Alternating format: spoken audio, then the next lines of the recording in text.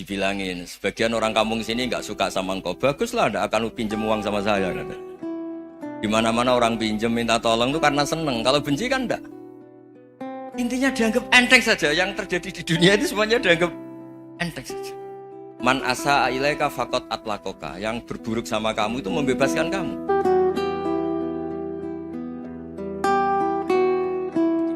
Sehingga di beberapa riwayat dijelaskan ada orang yang 500 tahun ibadah, nggak pernah maksiat. Ditanya sama Allah, kamu masuk surga karena apa? Karena ibadah saya ya Allah. Ya sudah, surga kamu 500 tahun saja, karena ibadah kamu 500 tahun. Ini cerita umur-umur orang dulu. Ya Allah, katanya surga engkau ini selamanya. Ya kalau yang selamanya itu rahmatku, kalau amal kamu terbatas ya surganya sesuai amal kamu ya terbatas.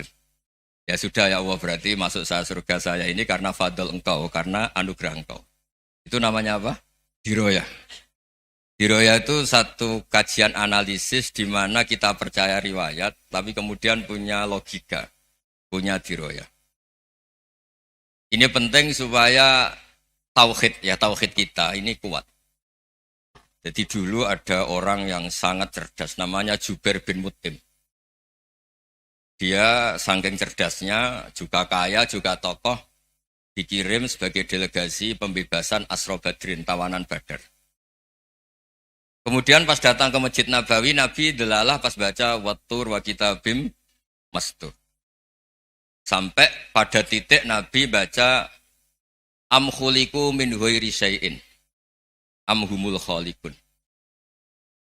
Apakah penciptaan yang sedemikian canggih itu dimulai tanpa perwujudan, tanpa sesuatu yang real, yang maujud?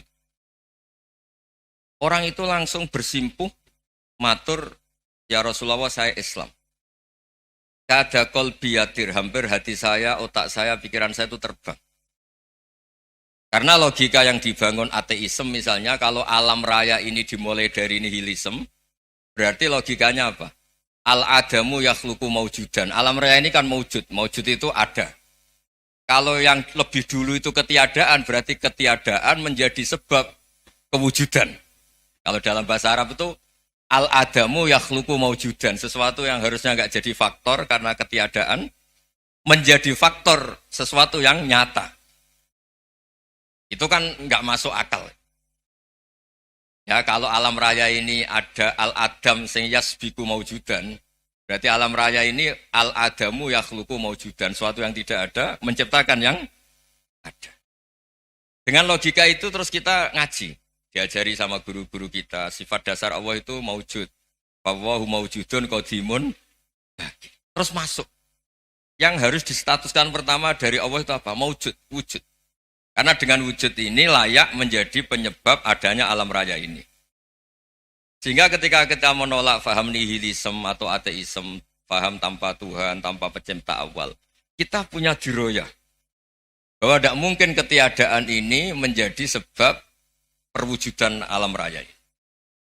Yaitu amkhuliku min ghairi syai'in. Masa alam raya ini diciptakan tanpa sebab yang nyata, yaitu wajibil wujud. Siapa itu? Allah Subhanahu wa ta'ala. Begitu juga menyangkut sholawat. Orang boleh beda pendapat tentang redaksi sholawat. Ada yang sholli ala Muhammad, ala Sayyidina Muhammad, Nabi Muhammad. Monggo lah masalah redaksi saja. Tapi setelah dianalisis, Nabi itu Pak Rektor, jadi Nabi setelah Nabi Isa saking dihormatinya sampai dituhankan. Juga jadi Nabi yang ada cerita masih hangat, orang Yahudi itu bunuh Nabi. Jadi yang satu mendudukkan Nabi sedemikian tinggi sampai kayak Tuhan. Yang satu menjatuhkan Nabi sedemikian rendah sampai dibunuh.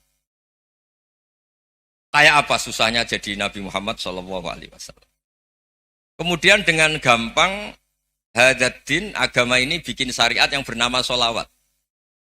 Redaksinya monggo lah sesuai tradisi masing-masing. Allahumma sholli ala Muhammad, Allahumma sholli ala Sayyidina Muhammad, ala Nabiyina Muhammad, monggo lah. Tapi yang jelas redaksi ini kalau didiroyah dikaji, Allahumma itu Tuhan, Tuhan itu pemberi.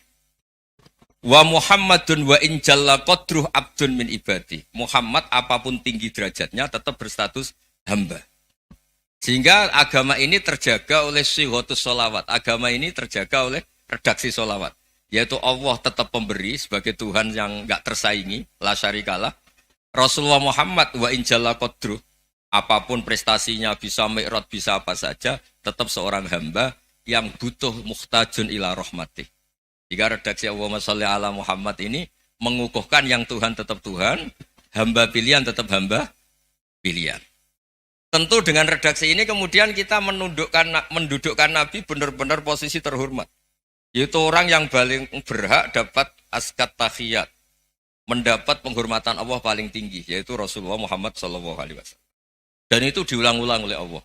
Subhanalladzi asra bi'abdi. Status hamba ini diulang. Lagi-lagi ini bernama diroyah. Bernama apa? Contoh ketiga misalnya fihi ayatum bayinatum maqamu Ibrahim. Dulu orang Yahudi itu ada diskusi masif. Syaratnya Nabi itu mbah-mbahnya harus Nabi, harus keturunan Nabi. Kemudian semua Nabi rata-rata di Palestina, di Syam. Lalu Muhammadnya asal-usulnya dari mana? Tahu-tahu orang Arab kok Nabi, padahal orang Arab itu dulu jahiliyah. Walhasil terus diceritakan, bukti Muhammad ini turunan Ibrahim adalah ada jejak kaki Nabi Ibrahim di dekat apa? Ka'bah. Fihi ayatum bayinatum maqamu Ibrahim. Kalau Nabi Ibrahim pernah di Mekah, artinya beliau pernah meninggalkan turunan yang di Mekah. Yaitu bernama Nabi Muhammadun sallallahu alaihi wasallam. Itu disebut fihi ayatum bayinatum maqamu Ibrahim.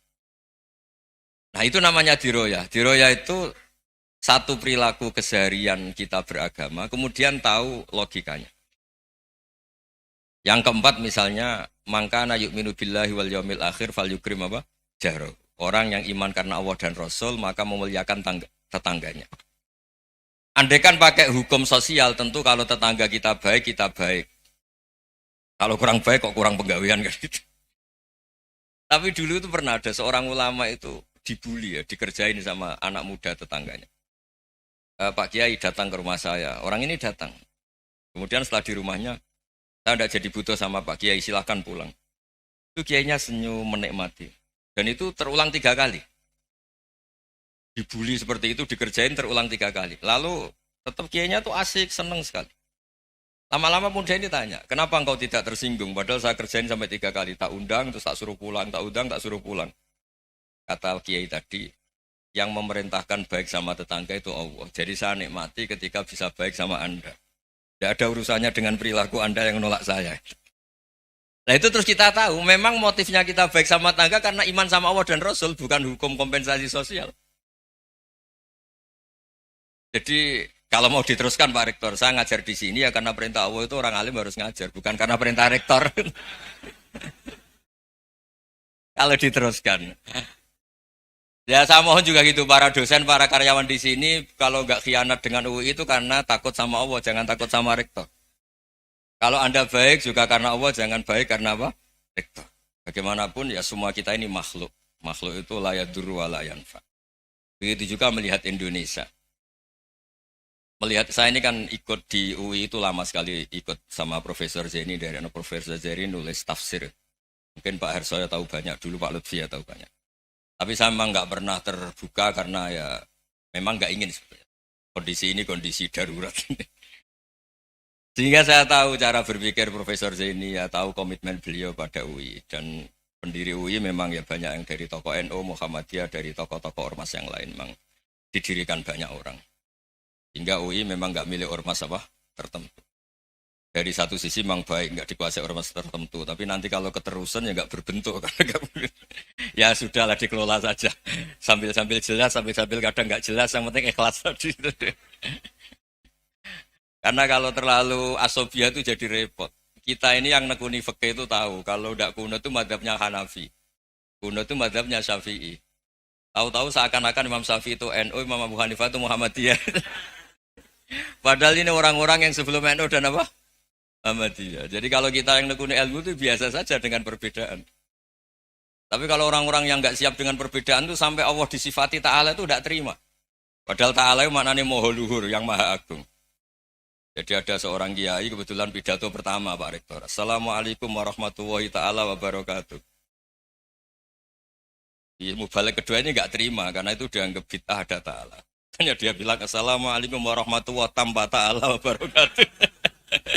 Itu saking asobiahnya itu Allah ditambahi Ta'ala itu tidak terima. Padahal Ta'ala itu maknanya maha agung. Nah itu kan jadi repot kalau asobiah gitu. Kalau kita ngadepi perbedaan itu biasa saja. Karena kita mungkin bacanya banyak, lihat hal-hal seperti itu ya biasa saja. Karena dulu itu perbedaan itu urusan sudut pandang. Ya saya ulang lagi, perbedaan itu sudut. Allah yang Tuhan saja sering didebat sama nabi-nabinya. Karena urusan sudut pandang apa? Saya beri contoh ya. Suatu saat Khalilur Rahman Ibrahim itu saatnya meninggal sama Allah, Israel disuruh. Israel itu Ibrahim saatnya meninggal, ambil nyawanya. Lah datang ke Ibrahim, ya Khalilur Rahman Ibrahim, saya disuruh nyabut nyawa Anda. Itu Israel dipaksa mikir sama Ibrahim. Hal ra'aita khalilan yumitu khalilah. Kamu tahu orang yang mencintai kemudian bunuh yang dicintai. Itu logika agak benar. Akhirnya Israel kan gak biasa debat. Kan gak dilatih debat. Gak pernah ikut lomba UI debat ilmiah. Dia taunya nyambut nyawa aja. Kembali ke Allah. Ya Allah, kata Ibrahim, hal ra'aita khalilan yumitu khalilah. Masa kekasih bunuh yang dicintai ya. Tapi kata Allah santai. Bilang ke Ibrahim, hal ra'aita habiban yakrahu ayyalqa habibah. Masa katanya dia cinta saya, kemudian ketemu saya tidak berani. Israel mater lagi. Logikanya gini Ibrahim, masa yang dicintai sama yang ketemu yang dicintai nggak berani. Ya udah ketemu aja. Katanya yang meninggal itu. Artinya kamu bisa saja GR tidak mati-mati karena merasa dicintai. Atau ingin mati karena mencintai. Nah maksud saya, dalam hal-hal seperti ini orang UI pasti gak jelas. Katanya cinta Allah suruh mati ya gak mau. Gak jelas kan? Dibilang gak cinta juga gak mau. Tapi dibilang cinta kalau ukurannya mati juga gak mau. Nah, tapi dalam banyak hal gak jelas itu penting Pak Rektor. Penting sekali. Buatan guyon. Saya beri contoh sekian ilmiah. Gak jelas itu penting. Rasulullah Shallallahu Alaihi Wasallam itu dalam banyak hal itu disuruh Allah, memang disuruh supaya ngambil sikap seperti itu. Karena Allah itu punya otoritas penuh untuk bikin orang itu baik atau tidak baik. Wahsy itu yang membunuh Sayyid Hamzah, orang paling dicintai Nabi di antara yang dicintai Nabi. Qatalahu Wahsyun, dibunuh oleh Wahsy. Nabi secara basarnya itu nggak suka sama Wahsy. Sampai cara lahir ya ingin corong Jawa ingin masuk nol. Tapi apa kata Allah? Laisa laka minal amri syai'un aw yatuba alaihim aw yu'adziba. Itu tidak wilayah kamu Muhammad. Malah Wahsy dikasih tobat sama Allah.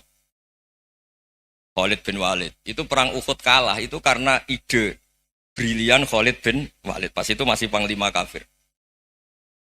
Yaitu pura-pura kalah, ghanimah dilepas, sahabat turun, pasukannya naik, walhasil orang Islam kalah. Khalid bin Walid akhirnya juga masuk Islam. Orang yang secara basariah Nabi itu gak siap. Kebalikannya juga ada. Sa'labah itu orang sampai tempat gelar hamamatul masjid. Ini pas ngaji mesti ingat. Salam. Dia di masjid terus. Setiap habis salam tuh lari. Karena istrinya nyuwun sewu masih berpakaian yang tidak pantas.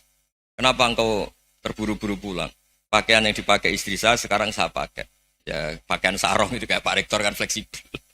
Ini khusus mau Ramadan. Tidak akan sarungan terus. Gak usah khawatir. Jadi ini tadi sudah perjanjian. Saya yang kiai celananan, beliau yang rektor pakai sarung. Jadi, iya. Supaya itu barter madhab. Tapi hanya sekali ini aja, bukan. Jadi jangan diharapkan ini jadi tontonan terus-menerus. Dan ini barter madhab. Saya sama Profesor Kores juga sering gitu. Saya pakai sarung yang dihadiahi beliau pakai sarung yang dihadiahi saya. Memang itu tradisi Islam. Tahadau tahabu, kamu saling memberi hadiah maka kamu saling mencintai, bukan riswah, bukan riswah. Walhasil terus Sa'labah ini mbok saya didoakan Nabi supaya saya kaya, supaya tidak sering ganti pakaian seperti ini sama istri saya. Jangan-jangan kamu miskin itu lebih baik. Ngotot minta didoakan. Didoain Nabi kaya terus lama-lama ninggal sholat, ninggal jamaah. Itu Allah belum tersinggung. Yang mulai Allah tersinggung itu kan saya sering fatwa di mana-mana, sering memberi saran. Mumpung kamu miskin itu sering sedekah. Karena kalau sudah kaya itu tidak bisa. Saya memberi analogi gini. Kalau saya masih santri miskin, punya uang 100.000, diminta guru saya 50 tak kasihkan. Padahal itu 50%. Punya 2 kambing kurus, diminta guru saya 1 pasti tak kasihkan. Padahal itu 50%. Tapi kalau punya sapi Brahman atau sapi limusin yang harganya itu 100 juta, punya dua, diminta satu boleh enggak? Enggak boleh. Saya punya motor butut dua, diminta teman saya satu boleh. Tapi kalau Davidson Harley itu enggak boleh. Nah, walhasil itu kalau kita miskin, misalnya kita zaman kuliah atau zaman mondok atau zaman apa saja, punya uang 100 ribu, narik temannya sampai 50 ribu kan biasa. Tapi setelah 1 miliar, berani enggak kamu kasihkan 500 juta? Sama-sama 50%. Enggak kan? Nah salah apa gitu, ketika zakat masih per 40 kambing, satu kambing, itu sebenarnya kan masih ringan. 41, 82. Kambingnya itu sudah mabenal jabalen. Barang dihitung zakat karena sudah ribuan, jumlahnya sampai 400 kambing. Banyak lah pokoknya. Terus kata Salabah, ini pemerasan. Karena jumlahnya besar. Allah tersinggung karena nabinya dianggap narik zakat itu dianggap khorat, dianggap pemerasan. Allah tersinggung kemudian fa'aqobahum nifakon fi qulubihim ila yaumil. Dia ditegur munafik. Semenjak itu terus tadi kembali gak jelas tadi. Barkohnya gak jelas itu menjadi orang tuh bijak. Ini sekarang nakal, jangan-jangan nanti jadi orang baik. Yang sekarang baik, jangan-jangan suatu saat jadi tidak baik. Semua orang introspeksi. Gak ada jaminan kalau kita sekarang baik akan baik terus. Gak ada jaminan kalau kita sekarang buruk akan buruk terus. Sehingga terus banyak kiai-kiai bijak itu memang lahirnya gak tegas. Tapi gak tegas itu yang menjadikan bijak. Karena sama-sama mungkin. Itu yang disebut laisa laka minal amri syai'un aw yatuba alaihi wa yu'adzibum. Itu tidak wilayah kamu. Ketika Allah mengomentari orang munafik juga wa yu'adzibal munafiqina insya'a aw yatub. Bisa saja ada yang disiksa, bisa saja ada yang dikasih tobat. Karena pola yang kita analisis itu semuanya menurut kita. Bukan menurut kemaslahatan orang apa? Banyak. Saya punya sekian contoh cerita. Orang yang sowan kiai baik-baik, mungkin bawa gula atau salam tempel, tidak tahu lah. Itu tidak mesti jadi wali. Tapi Kali Joko yang kenal Sunan Bonang, itu kenalnya itu karena ingin begal. malah jadi wali. Tapi tidak usah dicoba. Umar itu nyari Nabi itu mau dibunuh. Tapi malah tobat jadi orang baik. Jadi ini penting ngaji ya, supaya tidak tegas itu, tidak jelas itu kadang baik. Nah termasuk saya juga termasuk dia yang milih tidak jelas. Saya sering gojlok gini, Fajar Hadili ini murid-murid saya sering saya gojlok. Kalau semua sistem pendidikan kayak kampus, kayak UII, kayak UIN semuanya, itu sistem yang bagus. Karena tertib jam kuliahnya jelas, mata kuliahnya jelas. Kalau di pesantren itu Pak Arso, itu gak tertib. Tapi justru itu enak, ketemu di jalan orang berani tanya. Nah ini kalau mbak-mbak misalnya menstruasi, mau belajar haid nunggu semester berapa baru tahu. Itu bisa sekian tahun gak sholat karena nunggu pelajarannya baru diterangkan. Mau haji juga gitu, nunggu mata pelajaran haji. Kalau nggak jamnya, nggak mau dosennya ngajar. Ya, kalau kiai kan enggak, ketemu di jalan tanya, dijawab. Jam berapa juga dijawab. Artinya Indonesia itu berkah, ada sistem kampus yang tertib. Ya semoga termasuk tertib gajinya.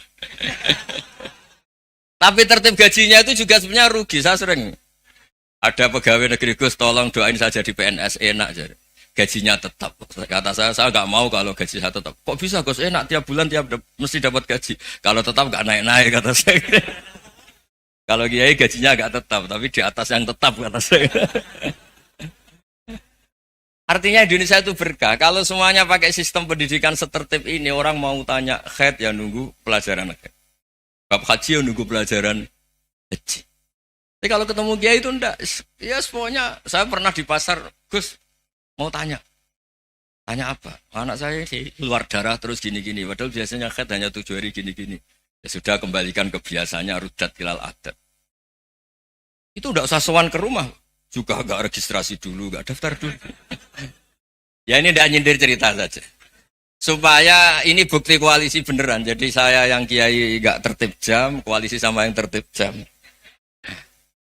Jadi kalau semuanya sistem kampus, nanti pertanyaan itu enggak bisa on time, enggak bisa setiap saat. Makanya Indonesia itu berkah. Kiai-kiai yang alim yang di jalan-jalan banyak. Juga kiai yang di kampus dokter-dokter fikih banyak. Yang nekuni ilmu umum ya banyak. Macam-macam. Itu masalah itu kalau saling mengadili itu baru masalah. Misalnya kiai ngeluh, nggak enak jadi kiai, tidak punya gaji tetap. Yang dosen ngeluh, nggak dicium tangannya. Karena memang unik Indonesia itu. Kalau guru fikih kok dosen itu tetap nggak dicium tangannya. Karena pikirannya anak-anak itu, wong sudah bayar disuruh nyium. Itu kayak di alam sadar tuh gitu. Kalau kiai itu kan anak-anak gak bayar itu. Ya opanya cium tangan itu. Makanya kalau kiai-kiai tidak keramat bisa mati karena cium tangannya doang itu bisa mati itu kiainya. Ya ini cerita supaya saling menghormati apa saling. Jadi kalau makanya itu pakar-pakar akhlak ya, pakar-pakar etika peradaban. Itu tertampar betul ketika Nabi urusan ilmu itu mengabaikan itu kalau sudah urusan ilmu. Misalnya begini, ada urusan ilmu, ada mbak-mbak cantik atau ibu-ibu cantik. Itu dalam Islam itu diajarkan jangan sopan-sopan banget. Kata Nabi, karena kekuatan ilmu itu di atas kekuatan akhlak, di atas kekuatan adab. Ya nisa an-nabi lastunna ka ahadim minan nisa. Ini taqaitunna fala takhdu'na bil qaul. Fayatma alladhi fi qalbihi maradun. Misalnya ada mbak-mbak cantik, menarik. Kemudian sopan misalnya sama Pak Fajarin sama dosen-dosen. Monggo binara. Wah itu bahaya pikirannya kemana-mana itu. Orang yang imannya pas-pasan, wih berarti mau. Maksud saya kalau cantik, menarik ketemu di jalan biarin aja dosennya mau kemana biarin aja. Gak usah dihormatin. Kalau dihormatin, Pak mau kemana sadereno bisa bahaya. Nah, biarin aja. Kalau tanya, Dek ini alamatnya mana? Cari sendiri Pak. Karena hanya dengan cara itu si Pak dosen ini gak kepikiran. Gak ada orang suka orang kedus itu gak akan. Tinggal sudah cantik, sopan.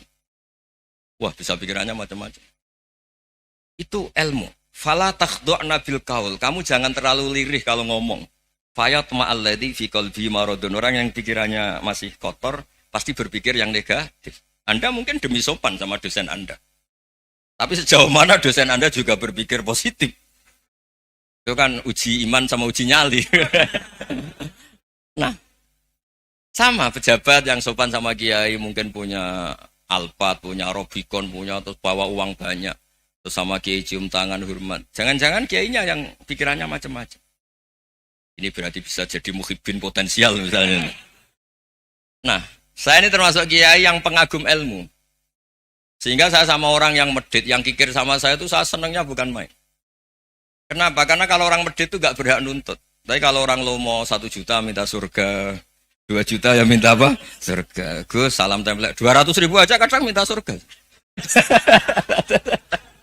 Tapi kalau yang kikir-kikir ya sudah salaman tok sudah. Gak minta apa-apa kan dia tahu diri gak bayar kok minta. Maksud saya Islam itu luas, dinikmati saja, Pak. Dinikmati saja. Nah itu diroya, maksudnya itu diroya. Diroya itu kamu tahu aturan Islam itu kamu harus yakin khairihi wa syarrihi minallah. Semua itu ujian, tapi kemudian dikaji. Makanya saya ini termasuk pengagum Imam Syafi'i. Imam Syafi'i itu dikasih tahu. Ada orang yang di depan engkau cium tangan hormat tuh di luar ngomong-ngomong, ngata-ngatain Anda. Imam Syafi'i tertawa-tawa sowan. Ada ini dikata-katain di luar kok. Kok tidak kamu anggap munafik malah tertawa. Berarti saya wibawa, di depan saya nggak berani. Dianggap enteng saja. Dibilangin, sebagian orang kampung sini nggak suka sama engkau. Baguslah, tidak akan pinjam uang sama saya. Di mana-mana orang pinjam minta tolong itu karena seneng. Kalau benci kan enggak. Intinya dianggap enteng saja. Yang terjadi di dunia itu semuanya dianggap enteng saja. Man asa ilaika faqat atlakoka. Yang berburuk sama kamu itu membebaskan kamu. Coba kalau akrab, titip. Ya misalnya akrab sama Pak Fajar. Bilangkan ke Pak Rektor, sangkat tuh jadi guru tetap atau apa, kan ribet. Kalau tidak cocok kan nggak minta apa-apa. Makanya hati-hati Pak Rektor sama yang akrab-akrab itu. Itu dulu saya juga nggak paham. Di antara wasiat Bapak yang sering diulang-ulang tuh itu. Suatu saat kamu jadi kiai, ngelola orang nggak seneng tuh gampang. Sudah, situ orang lain. Tapi kalau ngelola orang orang seneng tuh repot. Mintanya aneh-aneh. 100.000 aja minta surga. Hanya teman tenis saja minta naik jabatan. Intinya itu ya sudahlah dikelola. Yang seneng ya berkah, mungkin teman berjuang, teman diskusi. Yang nggak seneng ya berkah, karena ini tidak minta macam-macam, nggak seneng. Nah itu namanya diroya. Diroya itu satu kajian keilmuan yang menjadikan kita ini nyaman dengan riwayat-riwayat, panduan-panduan dari Rasulullah Shallallahu Alaihi Wasallam. Kayak tadi. Kenapa sih tentang baik sama tetangga, baik sama tamu? Hitung-hitungannya itu mangkana yu'minu billahi wal yaumil. Saya pernah dicium sama orang miskin yang akut, miskin betul. Itu tak ajarin, Anda ini lebih hebat ketimbang orang-orang kaya. Misalnya gini, misalnya ada komunitas rektor atau kiai besar. Saya ini kata orang banyak termasuk kiai besar. Mungkin kalau pinjam uang itu karena mau beli mobil, aksesoris mobil, karena kita kiai top atau rektor atau orang-orang top. Kalau sesama orang miskin itu pinjem-pinjemannya itu urusan beras, itu urusan nyawa. Keren mana? Nyelamatkan nyawa sama aksesoris mobil. Nyawa. Jadi pahala kamu pasti lebih besar itu. Itu senengnya jadi orang miskin terus keterusan sampai sekarang. Itu. Lo coba kalau menteri sama menteri, rektor sama rektor, kira-kira pinjamannya apa Pak Arso? Kan kalau mau beli mobil atau mau umroh VIP, pokoknya yang keren-keren. Kalau orang miskin pinjam karena apa? Makan kan? Beras kan? Makanya kalau yang sedang miskin monggo lah, kalau ingin teruskan. Maksud saya Islam itu seenak itu. Islam itu segampang itu. Sudahlah yang sedang miskin ya keren. Karena sekali sosial itu urusannya apa? Nyawa. Tapi kalau miskin semua ya Indonesia bisa tutup kan. Ya sudah yang kaya-kaya itu saya menyelamatkan Indonesia karena bayar pajak yang menjadikan Indonesia berjalan. Tapi ya dipakai yang benar. Nah, begitu seterusnya. Ada kiai miskin cerita ke kita. Gus, enak jenengan alim, terus punya santri banyak, bisa ngajar di mana-mana. Saya bilang, hebat kamu. Dia hidup di daerah tertinggal. Itu yang diajarkan kan hanya tauhid. Kan nggak mungkin desa tertinggal baca fikih perbandingan madhab. Kan nggak mungkin. Kalau yang kayak Pak Fajar, Pak Sadali kan nggak mungkin. Fikih perbandingan apa? Madhab. Menyorot madhab dunia. Kayak engkek-engkek itu kan nggak mungkin. Tapi pertanyaannya, yang menyelamatkan masuk surga itu tauhid apa perbandingan madhab? Tauhid. Ini hanya mengajarkan fardu kifayah, sunat-sunat. Ini Anda mengajarkan fardu ain. Surganya dulu kamu. Oh terus senangnya jadi kayak gitu. Karena yang diajarkan apa? Tauhid. Sementara kita yang gaya-gaya ini, ajarkan perbandingan apa? Madhab, studi banding ke Al-Azhar kemana-mana. Ini enggak, tauhid. Dari orang nyembah pohon jadi nyembah Allah Ta'ala. Keren enggak? Keren. Jadi terus kiki sama saya senangnya bukan karena tak bela. Tapi ada yang agak kurang ajar, tanya saya. Kalau itu hebat, kenapa Gus gak mau jadi kayak gitu? Waduh. Wah ya repot kalau pertanyaan. Terus tak jawab, kalau saya jadi kayak gitu, kamu ngangsu ilmu dari mana coba? Ya dari jenengan, ya kalau sama gobloknya ada bisa. Ya sudah, Gus aja jadi kayak besar. Maksud saya, ya sudahlah kita begini seperti yang saya ajarkan di sini, saya sarankan. Supaya orang itu tahu. Ini namanya diroyah, apa? Makanya kata Imam Ghazali itu kalau kamu ingin sopan gampang melihat anak kecil, gua aqallu minni dzamban, dia dosanya lebih kecil. Karena masih kecil kan, tentu secara dosa enggak banyak. Kalau melihat orang yang tua, gua aktsaru minni ibadatan, dia tentu ibadahnya lebih banyak karena umurnya lebih banyak. Sehingga terus semua orang lain tuh di depan kita itu hebat. Ya semua orang lain sama misalnya Pak ini rektor, Pak Fathul Wahid rektor. Tanggung jawabnya lebih banyak, berarti pahalanya lebih banyak. Tapi sama, ketika melihat Nyon Sewu, melihat pegawainya yang secara lahir di bawahnya, ini tanggung jawabnya enggak banyak, pasti salahnya juga enggak. Itu yang diajarkan Rasulullah SAW, sehingga enak lah. Tapi kalau kita melihat orang lain selalu salahnya, itu pecundang. Allah saja tidak seperti itu kan, amal baik ya ada khairan, amal buruk ya ada saron, semuanya dilihat oleh Allah Subhanahu wa Ta'ala. Saya itu punya teman Gus, agak beling, agak seenaknya. Dulu miskin. Wah itu seenaknya betul. Kayak kenal Tuhan sudah. Tak tanya, kenapa kamu seenaknya? 1 bulan tuh labanya bisa 200 juta sampai 500, sampai 1 miliar. Saya itu Gus, setelah duha itu perkembangannya bagus. Duha, sholat duha itu. Saya pernah miskin kan kata apa? Ingkana rizki fisama apa? Wa ingkana qalilan ya kalau fisama fa anzilhu terus wa ingkana qalilan fakasirhu kalau sedikit perbanyak. Ini trennya sudah benar semua. Nah, wa ingkana apa ya, haroman fatohiru. Kalau haram yang kau sucikan. Makanya saya seenaknya kalau qalilan sudah fakasiru paling trennya yang enggak benar juga fatohiru kata Mas. Dia yakin kalau yang enggak benar-benar sudah disucikan Allah karena yang lain-lain sudah dari miskin sudah kaya, qalilan sudah fakasiru. Paling yang haroman juga sudah fatohiru gitu. Tak tanya. Lah kamu kok tahu? Polanya sudah ada Gus karena sang kamu sembrono sama Tuhan kok begitu kan. Tapi apapun itu seneng saya. Seneng saya sering salah teh, makanya saya mohon yang sekarang miskin sedang miskin itu ya ndak usah nyesal banget-banget. Kalau ingin kaya monggo lah, namanya orang juga ingin. Ya, tapi Anda harus bangga. Sosial antar kalian adalah urusan nyawa dan itu pahalanya luar biasa. Supaya kita, nah yang kaya-kaya juga boleh GR lah, karena pembayar pajak. Dan itu bisa menyelamatkan apa? Indonesia Raya. Begitu seterusnya. Itu yang diajarkan Nabi, antawadu'u hatta la yabghiya ahadun ala ahadin. Kamu semua harus tawadhu, sehingga antar kalian tidak saling tidak sopan, tidak saling liar, tidak saling mendolimi. Termasuk tadi, sikap gak jelas tadi. Orang dolim yang sekarang dolim, bisa saja tobat. Yang sekarang soleh bisa saja nanti. Semuanya itu mungkin.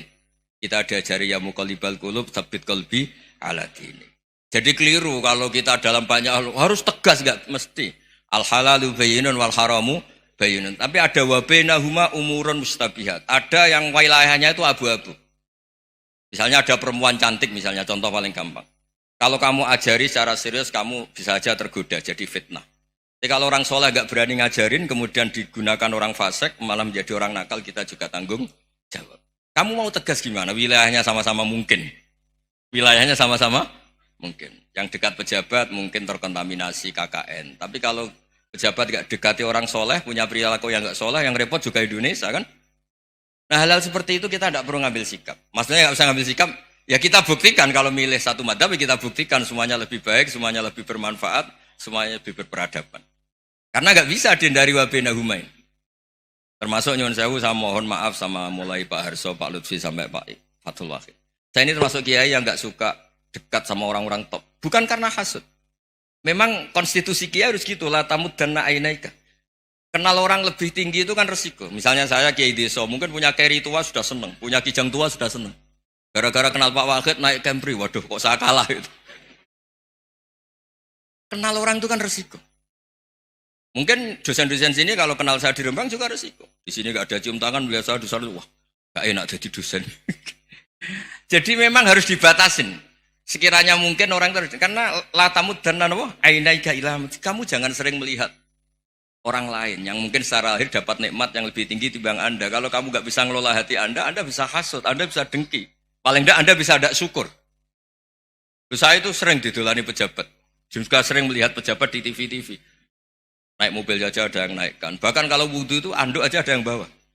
Itu kalau yang nggak kuat, weh naik jadi pejabat. Ya makanya terus konstitusi kiai itu mengatur sudahlah. Mata kamu itu kamu batasin. Jangan melihat sesuatu yang potensi ya. Potensi menjadikan Anda tidak apa syukur. Jadi saya mohon ini memang konstitusi saya sebagai kiai. Jadi saya tapi di hati saya tetap akrab. Saya doakan semua untuk UI, untuk semua orang Indonesia kita doakan. Kita ingin semuanya tambah baik, tambah baik. Assalamualaikum warahmatullahi wabarakatuh.